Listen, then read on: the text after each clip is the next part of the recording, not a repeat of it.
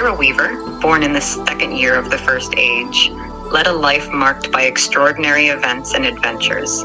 At the tender age of 7, Kyra was part of a celestial event, an early indication of the remarkable journey ahead. Her adolescence was equally enchanting. At 13, she formed a lasting friendship with a group of elves, creatures known for their wisdom and mystique. Kyra's adventurous spirit continued to flourish as she turned 17, when she unearthed an ancient ruin, a discovery that likely added layers of knowledge and mystery to her life. Her exploratory nature guided her at 22 to Mistwatch, a little town that became another significant chapter in her story. Kyra's life was not just about her discoveries, it was punctuated with various adventures, each adding to her rich tapestry of experiences. However, her vibrant journey took a darker turn in the year 85 when she was cursed by a witch. This curse marked the beginning of the end of her remarkable life. Kyra Weaver passed away in the year 86 at the age of 84, leaving behind a legacy filled with mysticism, adventure, and a life lived in the embrace of the fantastical and the unknown.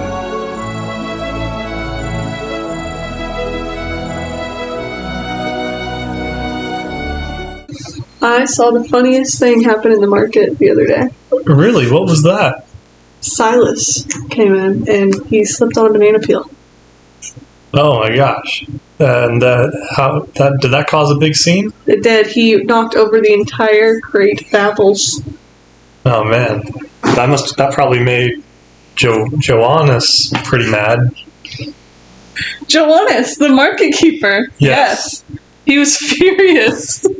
Yeah, and his son actually he runs the apple stand, so I mean he probably was. Hey, we're here too. We're hanging out. Woo! Hey, party! What is up, guys? I hope everyone had a great Christmas. I know I did. It is year 8 of the First Age. It is the year 9 of the First Age. In the region of Pinefall. We're chilling. We're having a good time. The little dog is running around. He is just relaxing. And what is this?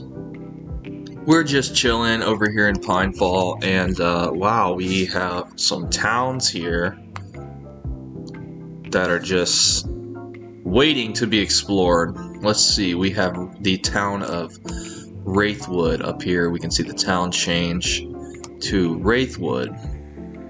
We have a lot of updates here, fellas. So bear with me because we're going to go through a lot. So town generation has changed. Map generation. I don't know if I showed this or not. Did I? So the map is different texture. But I explained that before.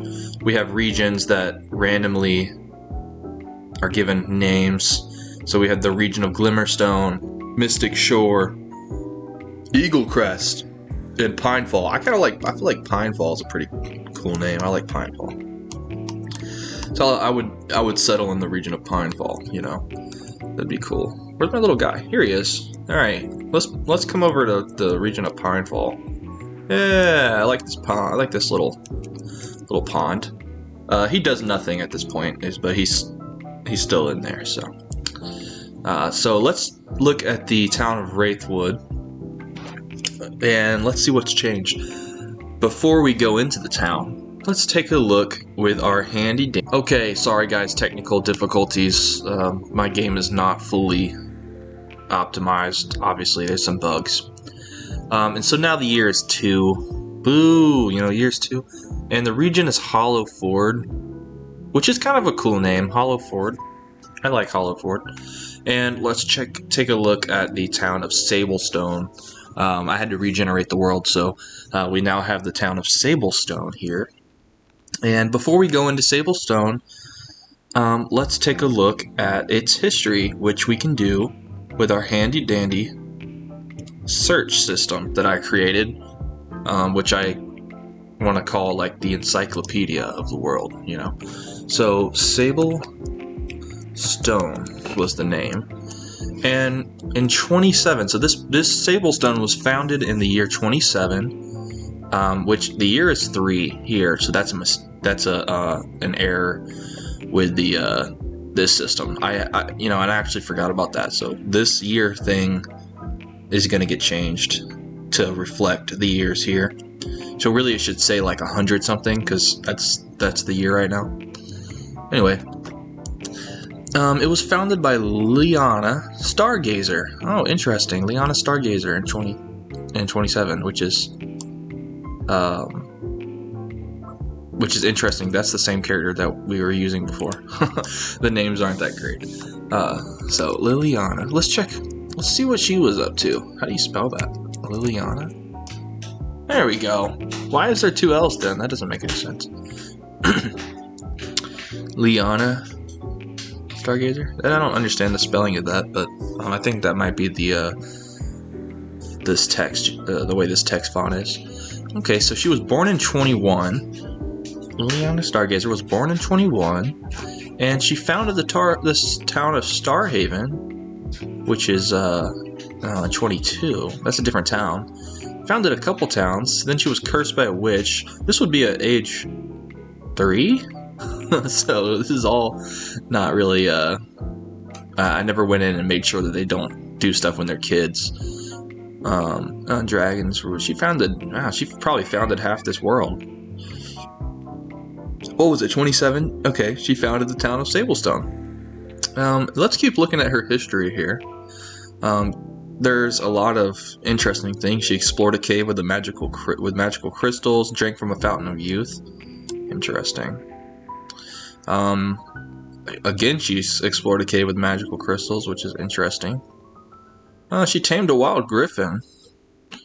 And then time repeats itself here, which is an error that I need to fix.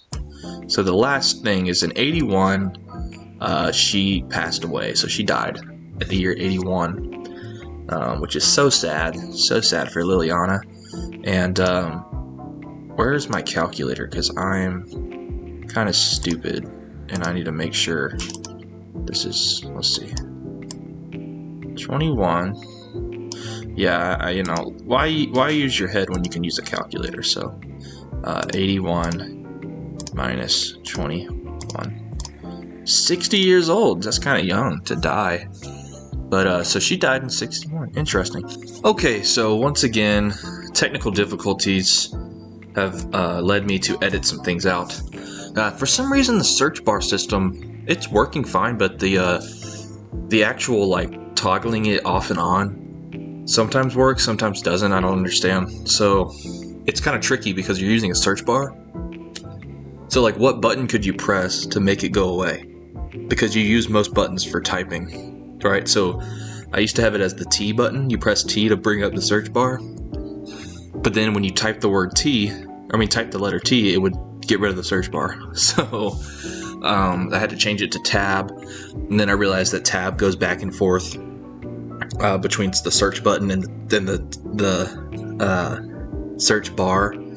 So then I changed it to the number 1, but then for some reason 1 wouldn't work. It would just type into I don't know. So it works sometimes, it works, it doesn't. Anyway, so as you can see, we are now in the town of, or what town are we even in? Wraithwood? Sablestone. We're in Sablestone. Anyway, so this is different, right? So this is a very rough early stage of the randomization, the randomly generated town. So this is Sablestone, and it will remain this way, this layout, if you left the town and came back. Right now it doesn't, because I don't have a saving implemented for this yet, but it will. And the workers, they go about their day, and they will do stuff regardless of, excuse me, I don't know what the heck I'm even saying. What was I saying? It's modular. That's what I was saying. It's modular, so the townspeople will, as long as, you know, where, it doesn't matter where you place the farm plot or the berry bushes or the well, they'll go find it. And if they don't have any of that, then they'll just sit still and not do anything. They'll just kind of sit there, and it won't crash the game though, you know. So that's the good thing. So it looks like we got a group of, man, they're all thirsty at the same time, which I And some of them aren't. Okay. I do have it on a range. Thirst is on a range. But it looks like they all get thirsty around the same time. That's hungry. They're hungry. He's going to work. Gotta go work in the fields. Oh, what's different? Sorry, I need to actually explain some things. So each farm. So now farms is not a. There's not just one farm. There is multiple farms. Everyone has their own farm. Because I was like, you know, in an economy, in a world where, you know, people. Excuse me. In a town, you know, how does the economy work if they only have one farm? I was thinking the feudal lord, maybe he did something, you know, he owned all the land. But actually, I like it better with like each villager has their own farmland, and they work it, and then they sell crops in the market. It just makes more sense in my world. So then this is, you know, I'm creating this, so, and they're all hanging out, having a good time over here, relaxing. And then they're coming over to relax. The work day's over. They just came to chill. And this is a work area. This is a relax area that they hang out in, just, you know, chat. And let's pause it here because this is going to be interesting.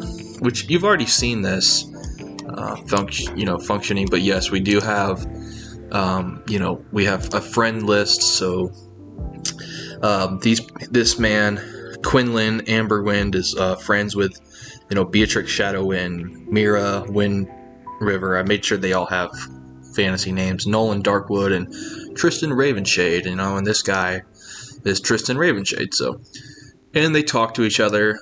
He's talking with Quinlan about the weather. And he is...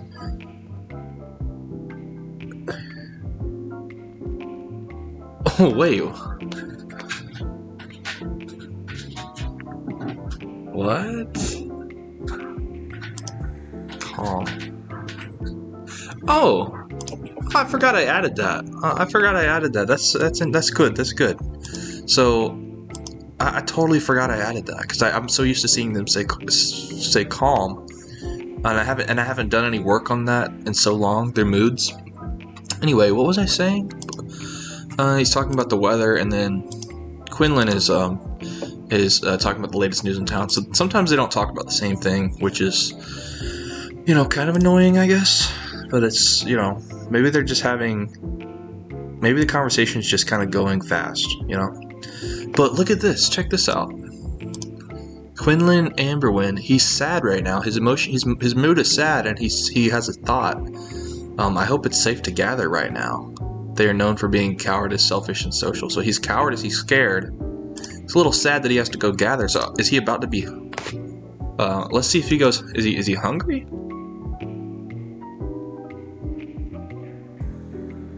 No. It's weird that he had that thought. Because usually they have that thought when they have to go do some kind of work. That, I wonder what these guys are feeling. Calm.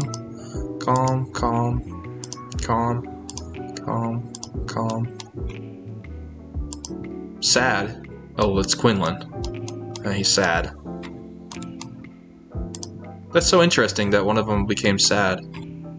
It's funny. You forget you code these things in. And yeah, I like that. I like that. I like that it shows the emotion. Now I'm definitely going to work on that more. So Quinlan is upset. He's sad because he doesn't want to go gather resources, even though he's not gathering anything. He wasn't gathering. He wasn't hungry. I don't know why he got sad like that. Anyway, that's interesting, you know. And if I change the text to just be something more generic about him being sad, then it would be, you know, it wouldn't matter. What else was I going to show?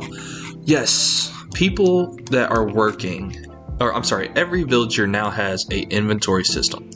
So this says history, but it's really inventory. So I just repurposed this UI. So he should have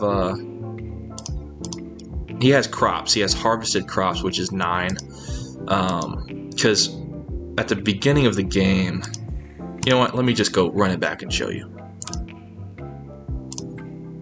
Okay, so I restarted the towns, or the game, sorry. So this town, they just got spawned in.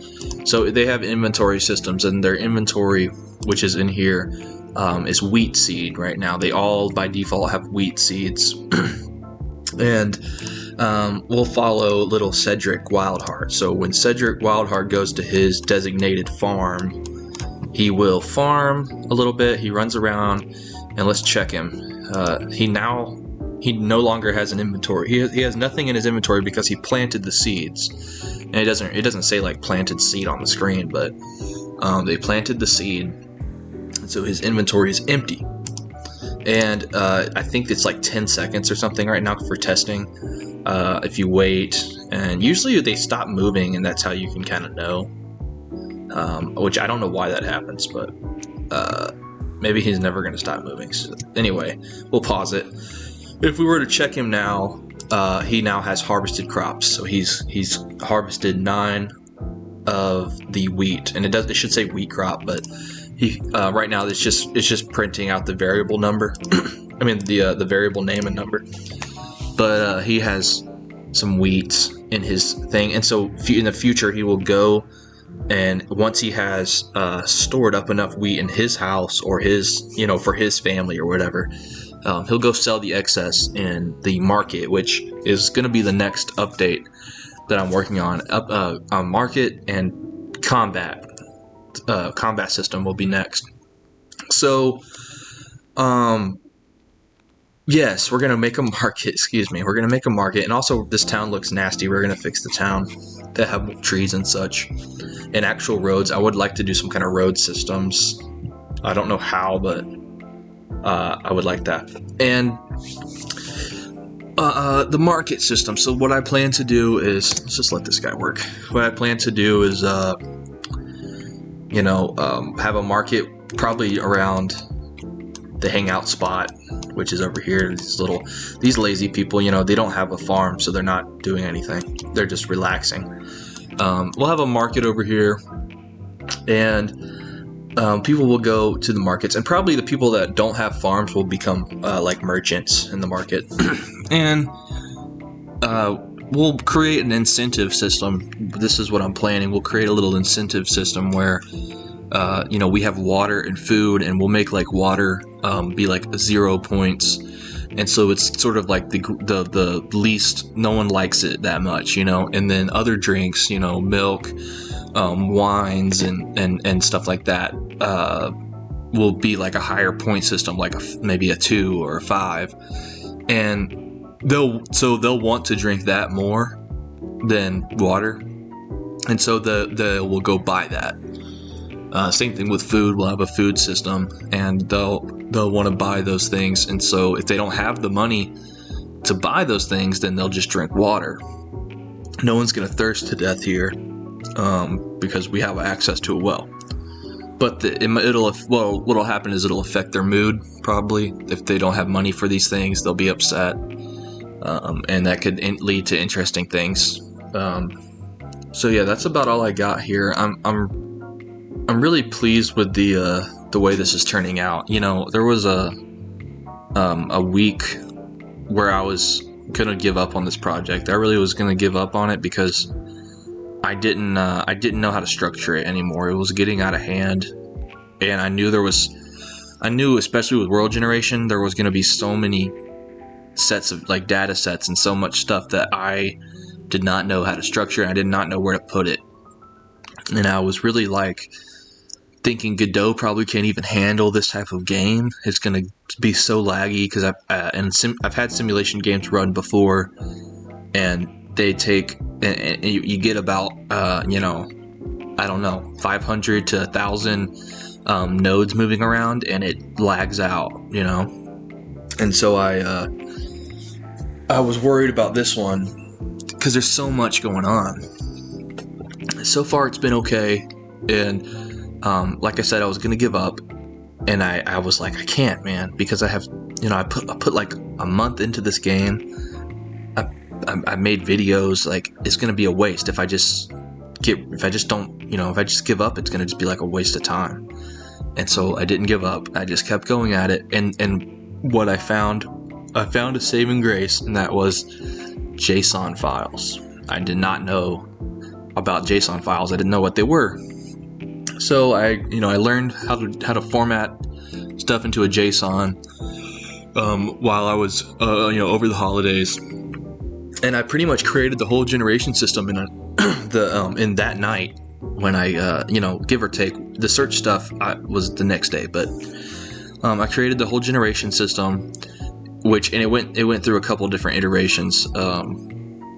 Before I had it where it would create a whole bunch of towns. There would be tons of towns, and then but we would only spawn like 5 or 10 towns into the world, and so all the rest of the towns had to be destroyed in some historic event, and so you'd only keep a couple that were spawned, and it just was a mess because people kept founding towns that weren't that were already destroyed, and they kept visiting towns that were destroyed, and it was just a mess. So I changed the whole system to be it only picks a set amount of historical figures to follow in the world generation, and they create everything. And so if it says they founded the town, then that town's on the map, and it's there for good until it gets destroyed later on, which will be later on in the world process. And then it'll be a ruin. But I found JSON files, and I took all my data, all the names, all the places and actions that can be done and events, and all the NPC information, and I placed it in JSON files so that the code only has to the code just reads the JSON file, and it fills in dictionaries with the information, and it's separate. It's so much easier. I can just go into the JSON and edit things. I don't have to edit the code. And it also makes it better for people. If you want to make your own JSON files, you can put that information into the game. You could, if you wanted to remake Lord of the Rings or something, you could put all the names and information into the JSON file and then put it in the game. Which leads me to my next topic, which maybe I should just let this play in the background here. Leads me to my next topic, which is the future of this game. I'm starting to really see clearly now what the future of this game is going to be. So we're going to have 2 modes. There's going to be 2 modes. There's going to be spectate mode, where you are kind of just you're just watching this world play out. This is kind of what we have right now. And you just observe the people, and you can read their minds, and you can see all this information about them, and you can do all this watching, and you can jump to the next town, wherever you want to go. And then you're gonna have a more RPG style adventure mode kind of style thing, where you can explore your world, and I'm thinking you can toggle in the settings maybe how much you can see into people, so you won't have all-knowing power like in spectate mode. And you walk around and you explore the world, and you play in the world, and your character becomes part of the history. And there's going to be, further on in development, I'm going to create a world editor system where you can make all the information for the world yourself. And I'm going to have a town, so you're going to make if you chose to make the world, you can make it however you see fit. You can use it, if you want to take one of your Dungeons and Dragons campaigns and make it into a world in the game, you can do that. If you wanted to make Harry Potter world, you could do that in here. So how that's going to work would be that you go in, it would take a lot of work, but you would go in and manually add all the notable people that are in the world. You would go in and manually add all the years, what happened every year, and you can make it to a T, everything. Say if we're using Harry Potter, you could make it exactly to a T, everything that happened in Harry Potter. And then you can go in to the town editors, and you can structure the town to look like Diagon Alley or Hogwarts, And I'm gonna, I haven't done it yet, but that's next up on the list too, is the inside of buildings. That's gonna be generated next. So you should be able to click on a building and see the inside of it, and that'll be randomly generated. But if you wanted, in your town editor, you could make, Hogwarts, and it's gonna be, it's not gonna look like it's going to look like this, like on the screen, but and so what it's really going to be like is you're going to pick, square rooms, rectangle rooms, like a hallway room. They're going to be prefabs that you place together. So it would look more like a map of the place, more than like, you're seeing all the it's a 2D game. So you can't really do that much, but you can make Hogwarts like that, and you can make these places, and the NPCs can run around and be Harry Potter and whoever you want them to be, and they go on and do things, blah blah blah. You could play in that world if you wanted. You can make Lord of the Rings, you can make Rivendell, all of that. That's going to be later on though. Don't be expecting that to be like soon. That's later on, and I have to figure out if that's how that's going to work. But it shouldn't be that. I don't think it would be that big of a challenge if I start implementing it early on in the game development and building things so that they could be changed. That's about it. What else did I want to say? I want to say a brief thing about somebody in the comments saying that we should have gnomes attack the gardens and the farms, and I really started to like that idea. The more I thought about it, I like the idea of little gnomes coming in and like terrorizing the place a little bit. They're mischievous, and I think what I'll do is like have little gnomes pop into the screen here, kind of like just come in, and it's like a gnome attack. They come in here and get the stuff. And like I think villagers aren't really that concerned with gnomes. It's like rats kind of thing. But I think it would be cool to have like gnomes as like their own people, and they have their own like kings and stuff, and they just like live underground or something. They just kind of live like little gnome lives. And I was gonna have it when I implement cats and dogs and stuff, I'm gonna have a where'd they all go? I'm gonna have when I implement the cats and such, I'm gonna have it where they like will hunt for gnomes sometimes, if they're hungry or if they're bored, and then so gnomes and cats won't they won't get along, that kind of thing. And maybe like certain villagers like think maybe it's become superstition in some towns, like gnomes are sacred or something. You gotta like leave, they make a shrine to the gnomes, leave them offerings so they don't take their farm, tear it up. I like that idea. Keep those ideas coming. Those are really good ideas. And I'm gonna make a little gnome guy. I gotta like make my own little asset. And yeah, that's it.